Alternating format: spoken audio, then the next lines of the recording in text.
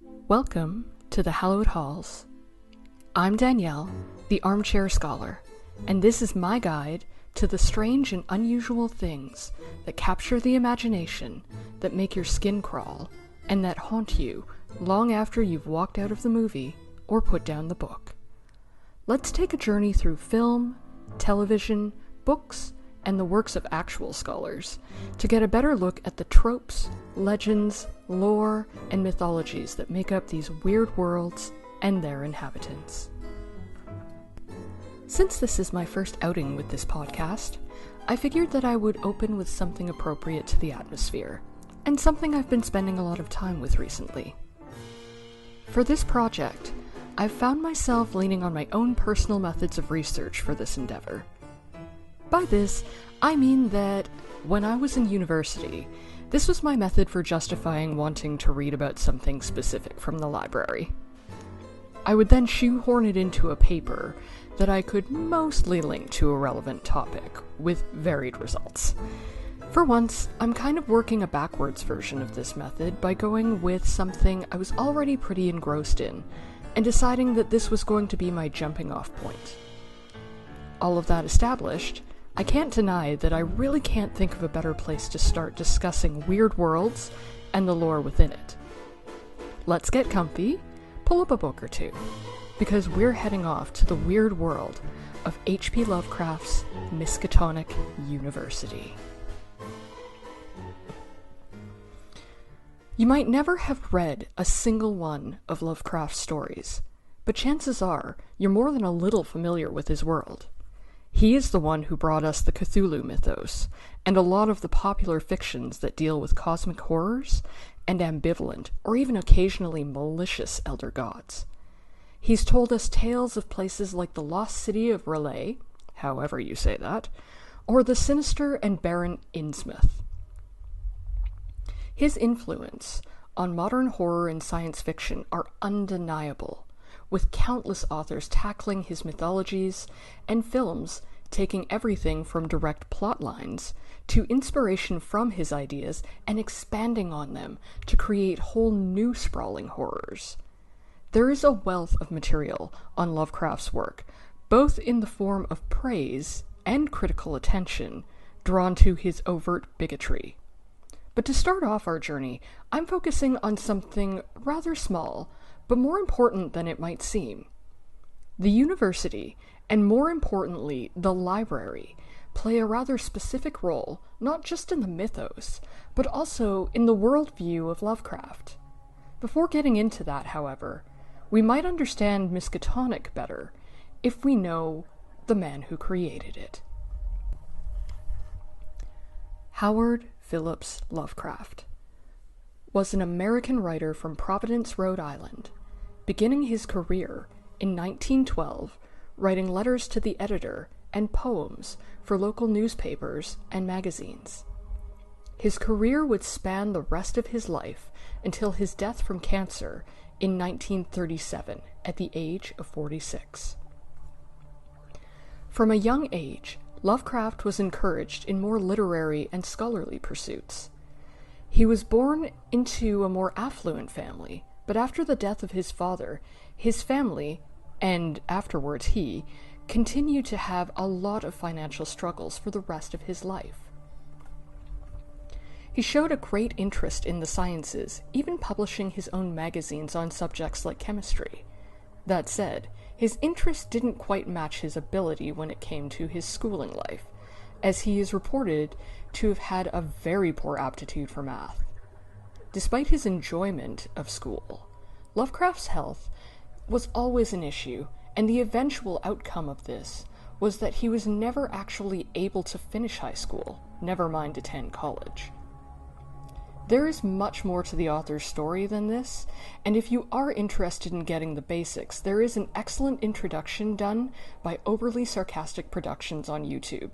The link can be found in the show notes, and I highly recommend it to get a more in-depth introduction to his stories if you're unfamiliar.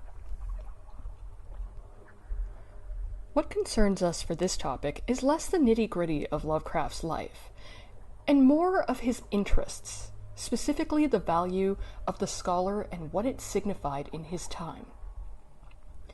Considering that he was basically a shut-in who preferred books to people for the most part, the life of an academic would have been a particularly attractive one, even if it didn't include the prestige behind it. And make no mistake, there was indeed prestige attached to being a learned man. While Lovecraft himself wasn't able to achieve any academic success in his lifetime, given his upbringing and the general environment of most universities, it was easy for him to project himself in the role of the scholar. Historically, post-secondary education was granted a bit differently, and though there were women admitted into the hallowed halls before this, we have to focus on the fact that Miskatonic was meant to be an Ivy League school. What we learned from Tyler Kincaid of the Huffington Post was that this was an environment that was particularly slow to change their ways when it came to who was welcome in their schools. To quote Tyler Kincaid, "In the 1920s, many colleges were still segregated by gender. Some schools, like American, Cornell, Penn, Iowa, Oberlin, and Bates, became or were founded as coeducational in the 19th century.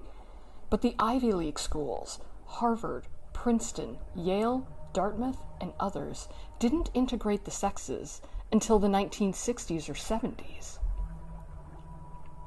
These days, we gauge the difficulty of getting into specific schools by the rigid testing systems, the level of our grades, how involved in the community we have been, and, let's be honest, money available to us to get into those schools. For as rigorous as it is to get into schools like Harvard or another equally elite school now, back in the day, getting in might have been even harder, or much easier, depending on who you were. In Lovecraft's time, Harvard specifically had a rather easy speed bump to clear, provided you fit into a certain category, as demonstrated by this slice of history from The Atlantic.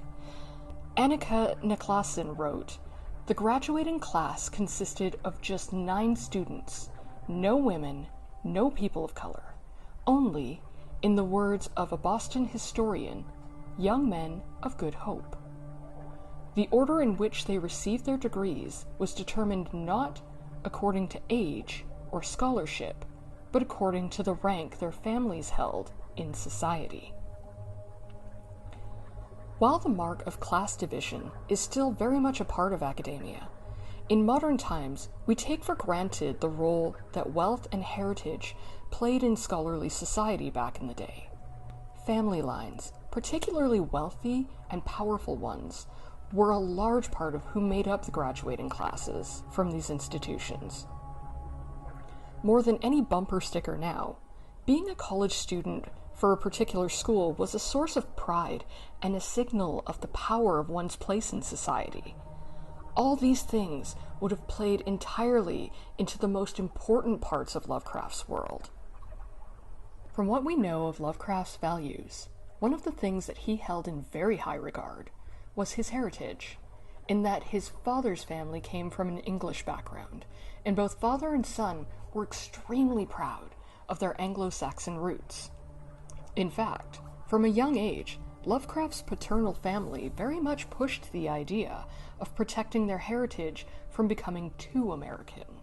Lovecraft's scholar, S.T. Joshi, reported that the Lovecraft line made some effort to keep from becoming nasally Yankeeized, and his father had gone so far as to even cultivate a British accent, despite the man having been born in New York. This was something that young Howard Phillips took quite to heart, and along with solidifying his racism and classist attitudes towards anyone who wasn't white, his biases lent themselves well to the worship of the idea of the cultured, educated man, because it reinforced everything that mattered the most to him. Now that we understand what Lovecraft's values were, and how the world of the academic fits into them, there is an added layer that goes beyond the societal trappings of wealth and status that we should address as well. Lovecraft put his faith in science where it lacked in any kind of god, and that is something else that the scholarly world would have been able to foster, especially when it came to the burgeoning areas of study that would have been coming into their own during his lifetime. There was a lot to say about the world of scientific development throughout the first 2 decades of the 20th century, but that alone made it a very remarkable period of change. As anyone who has lived through periods of rapid or vast changes knows, this can be intimidating when the world that you recognize becomes so much bigger and more unstable than you counted on. When it comes to Miskatonic, it might go some ways to explaining both the allure and the threat that the university posed in his tales. Whereas science to Lovecraft might have been something he put more faith in than God, that didn't always mean that he trusted it, nor that his faith was something he took a great deal of comfort in. In fact, it might have been a driving force in his own nihilistic worldview that made its way into his famous stories. Wes House for LitHub wrote, "In 1927, Lovecraft's often quoted take on cosmic horror appeared in Weird Tales. Now, all my tales are based on the fundamental premise that common human laws and interests and emotions have no validity or significance in the vast cosmos at large. One must forget that such things as organic life, good and evil, love and hate, and all such attributes of a negligible and temporary race called mankind have any existence at all." Aside from proving that Lovecraft was likely not very popular at cocktail parties, this slightly dour quote gives us a good glimpse of the dichotomy he created for his scholarly narrators and the worlds that they found themselves in. On the one hand, we have this very blunt, clinical idea of the world and beyond, completely divorced from any emotional or spiritual understandings of it. This plays a huge role in the Cthulhu mythos, as most of these gods are void of any sense of sentimentality or even empathy towards mankind. This goes beyond the basic nihilistic idea of human beings are pointless garbage, however, and gives us a view of people, the world, and even space that is devoid of biases that are based in morality of the day and religious dogma.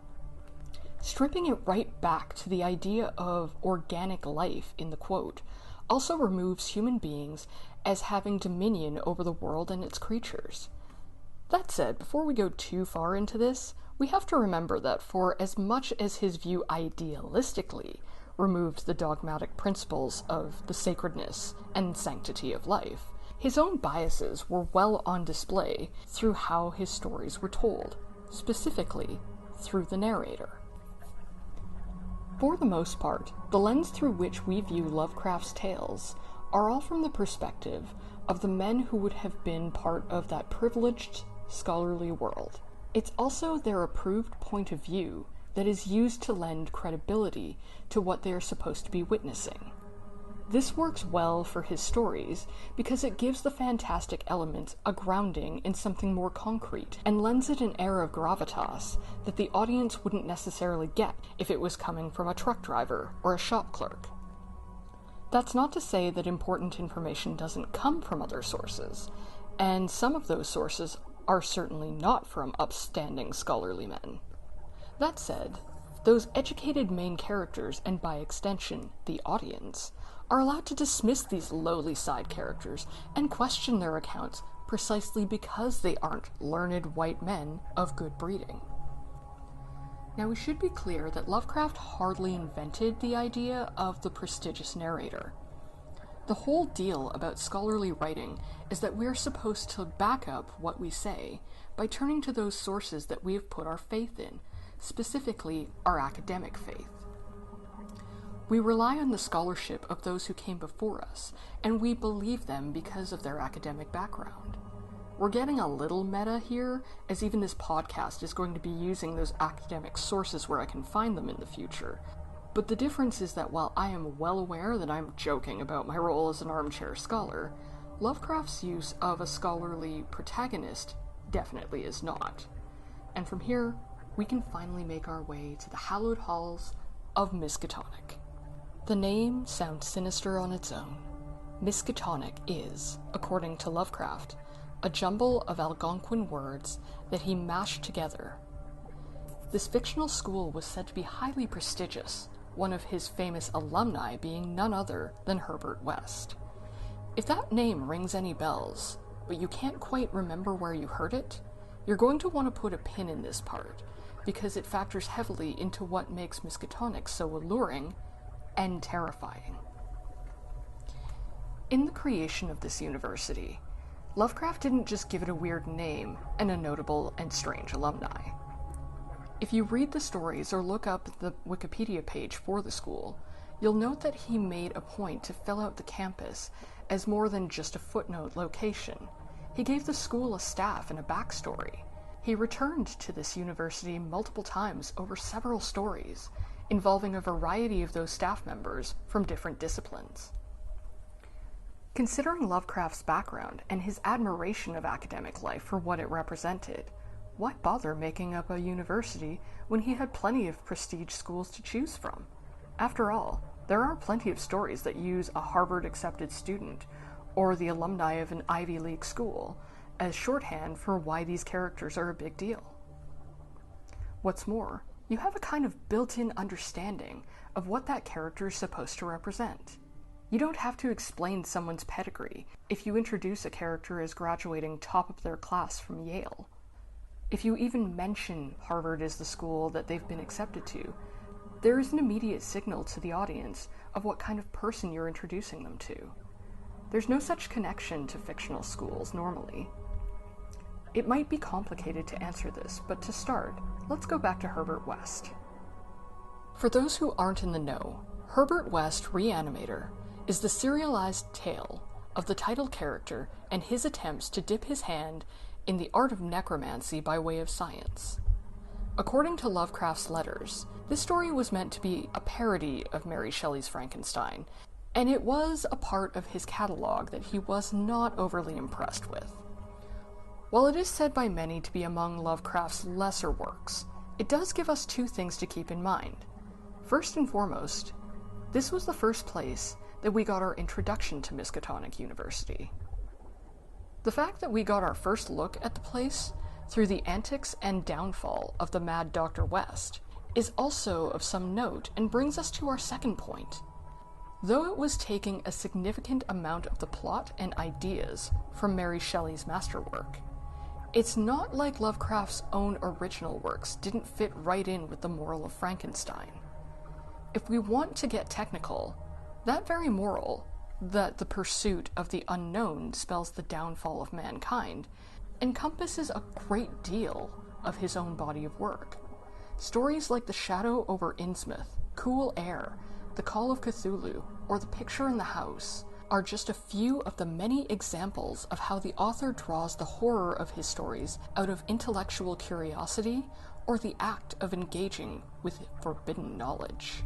This presents a strange dichotomy for us as we delve further into this topic. On the one hand, Lovecraft's stories prioritize the view of the educated white man, leaning on this very specific background to create a narrative that he personally approved of and held in high regard. On the other hand, on full display were his fears of those things that were foreign to him, and the differences that came from a changing world around him. If we look at The Shadow over Innsmouth, it's a perfect example of this clash. The narrator, Robert Olmsted, is a student who is taking time between semesters to do genealogy work on his family tree. When he comes across the tales of Innsmouth, he allows his curiosity to lead him into digging into some of the background of the place. When he arrives at the town proper, he is compelled to locate the town drunk and ply him with alcohol to figure out what's going on with this weird little town. And much like all the rest of Lovecraft's main characters, curiosity is something that Robert pays dearly for in the end. This schism between the intellectual pursuit of knowledge and the punishment that greets those who dabble with information best left alone isn't present in all his works, but it is something that is rather prominent.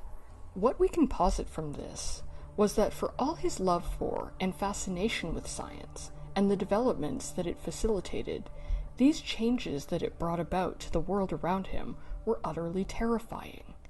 The duality of Lovecraft's fears and values was best summed up by Westhouse when he wrote that he was both an active product of his time as well as an elaborator of specific historical fears about the decline of the West.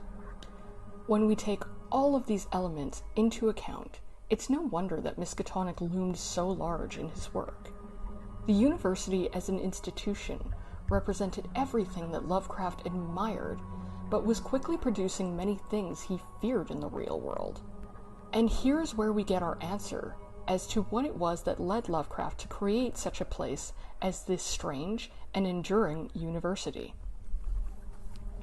What Miskatonic gives to us is the dichotomy that couldn't be attached to a real institution in a way that would stick. It's true that one could make any institution seem a little sinister by setting a story there, but the difference is that eventually that shadow would fade. You're never going to truly strip Harvard of its luster, and the legacy of a place like Yale is going to overshadow any one fictional story set there. The fear that even a set of stories created would never stay in the way Lovecraft would have wanted or felt. In this, Miskatonic is free to be the perfect symbol of something desirable and admirable, but also something dangerous that could potentially bring about the end of everything we know and care about. This is exactly the reason that it houses the biggest threat in the world, the Necronomicon. Ultimately, this one book is the heart of the dueling sides of the university itself and of Lovecraft. It's not an accident that the book was supposedly written by what Lovecraft titled the Mad Arab, for it was a grimoire that held the power to bring forth the Old Ones and end life on Earth with their eventual resurrection and rise. And the power to bring about the destruction of all life on Earth was buried in the Special Collections Library of Miskatonic University, a school that, for the most part, was entirely like any other Ivy League school. This institution was a place that upheld the ideals of those young men of good hope, and the power and wealth behind them to continue to hold their coveted positions in society. This was also the ideal place for just the right curious student or professor to find the key to our undoing and the complete destruction of that society that Lovecraft held so dear. And in a place where great minds are capable of so many things, there's also the inherent danger that lurking somewhere in those halls, there is someone who will use their intellect to bring down all of humanity itself through their dangerous and careless ideas. This was the terror that progress held, especially for a man who was seeing the world change around him and was horrified by it. Academia has seen its changes and shifts to accommodate the role it plays in the world. That said, for all its attempts to adapt in a new and rapidly changing world, there are some things that we can still relate to today when it comes to the fears that come from intellect used poorly. While Lovecraft's fears were born of classist and racist ideas, the wider world could agree. The world became a lot scarier when our knowledge base expanded to include things such as nuclear fusion and chemical and biological warfare. There is no such thing as a Necronomicon, but there are other horrible books that have come into existence since Lovecraft's time, that have helped fuel falsehoods, have justified atrocities, and have even convinced people to work against their own interest. That said, the world of the university is not simply a cradle for horrible ideas and forbidden knowledge. Anyone who's been there knows that it's a place to challenge ideas that have been put in place before. The role of the academic is not simply to adhere to what has been, but to question it and test for its veracity. It examines the past and it pushes for evidence of what we used to believe and what we think we know now. And this dual nature is why Miskatonic and its library, for all its mystery and power and terrifying consequences, still resonates with us now. And this, dear listener, brings us to the end of the Armchair Scholar's Guide to Miskatonic. This was just a small sampling of what's to come, and I may come back to some of the things that we've talked about in this introductory episode later. But until then, if anything to do with this topic has been of interest to you, links can be found in the description, and a full list will be available on my website at sinistergardenlegacy.com under the heading Litanies. There you will find all the relevant citations for the show, and links will be provided for any online sources you would like to read. For those of you who might wish to read the transcript, it will be available at the $2 tier on my Patreon.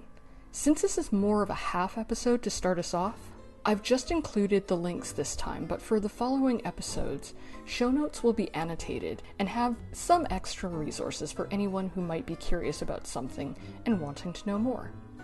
And with that, thank you to everyone who's taken the time to sit with me. I invite you to return next month when our theme will take a sinister turn into some strange makeup and gallows humor. Until then, keep studying, and wherever possible, let your curiosity be your guide.